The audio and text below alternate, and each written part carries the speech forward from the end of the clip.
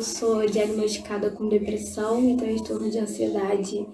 E durante essa pandemia, depois de tanto tempo tentando me recuperar e ter finalmente conseguido voltar a ter esse tipo de pensamento, acabaram com a minha saúde mental novamente. E eu quero muito voltar à escola, eu quero muito ver meus amigos fazer o básico do meu dia a dia, só que eu tenho total consciência que se eu voltar, provavelmente eu posso pegar o coronavírus, meus amigos podem pegar também, meus professores, todos, porque não está seguro, né? Nós somos um epicentro agora. Milhares de pessoas estão morrendo, não é coerente. Então eu prefiro ter as minhas aulas online mesmo, enquanto não temos uma vacina. Que depoimento consciente até da Aimee e angustiante, porque é dividido por outros tantos alunos. E eu vou chamar, então, o nosso colunista, Dr. Daniel Barros, para falar da saúde mental desses jovens. E quando eu falo jovens, desde os adolescentes, Dr. Daniel, também as crianças sentindo um impacto muito grande, né, dessas mudanças radicais. É verdade, Thaís. Todos nós estamos sentindo os impactos, desde dos bebês até os idosos, passando pelas crianças, pelos jovens, pelos adolescentes, estão todos sentindo impacto por N razões. Eu lembro que no começo da pandemia a gente conversava, as pessoas me perguntavam muito: puxa, Daniel, como é que a gente vai aguentar essa quarentena, ficar fechado em casa? E eu dizia: ficar fechado em casa não é um grande problema. Você está lá, normalmente, você está com pessoas que você gosta, né? Você não está numa prisão, você tem água corrente, comida, você tem internet, a maioria dos brasileiros de alguma maneira tem alguma conexão, enfim, não é um problema ficar em casa. O problema é a perda de liberdade, o problema é a alteração brutal da rotina de todo mundo ao mesmo tempo.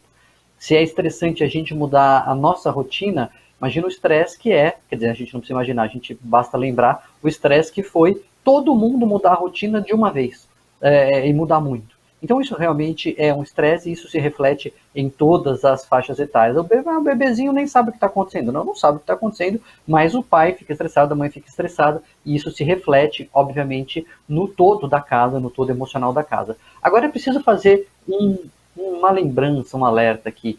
Isso é muito diferente de ficar doente, ficar estressado, ficar ansioso, ficar angustiado. Hoje em dia é normal. Se você não está um pouco estressado, um pouco angustiado ou um pouco tenso, você não sabe o que está acontecendo.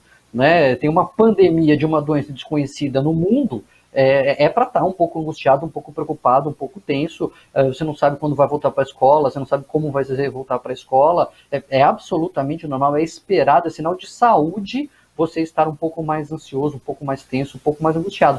Isso não é o mesmo que estar doente. A maioria das crianças não está doente, a maioria dos adolescentes não está ficando doente por causa disso. Eu acho importante a gente frisar isso, porque senão a gente fica refém, né, também de uma falsa epidemia de doença mental. Vai aumentar? Provavelmente vai aumentar a incidência de depressão, a incidência de ansiedade, por tudo isso que está acontecendo, mais gente mais estressada, obviamente, mais fator de risco e mais gente doente. Mas a maioria de nós vai passar por isso e vai, como colocou perfeitamente a Roseli, vai aprender a lidar, vai aprender a encarar a frustração, vai aprender a atravessar um sofrimento, enfim, não é gostoso, é uma tragédia, não é uma lição que a gente gostaria de ter, mas estamos tendo. Né? Eu costumo dizer que depois que eu tive cólica renal, meu parâmetro de dor mudou.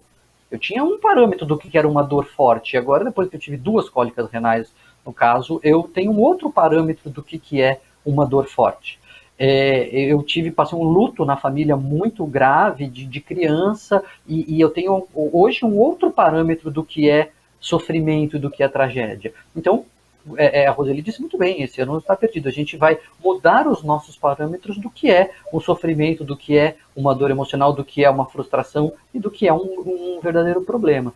Então, eu acho importante a gente fazer essa ressalva de que, sim, temos que estar alertas e atentos à saúde mental dos nossos jovens e adolescentes. Mudou o comportamento está muito diferente, está atrapalhando, não está conseguindo aderir ali, ficar na escola, enfim, é algo significativo que está atrapalhando, sinal de alerta, vale a pena procurar ajuda. Ah, não, mas está mais angustiado, fala de coisas que se preocupa mais, etc. Bom, isso somos todos nós, né? Está mais irritado. Quem não está mais irritado hoje em dia? Então, a gente tem que ter cuidado também para não criar um alarmismo.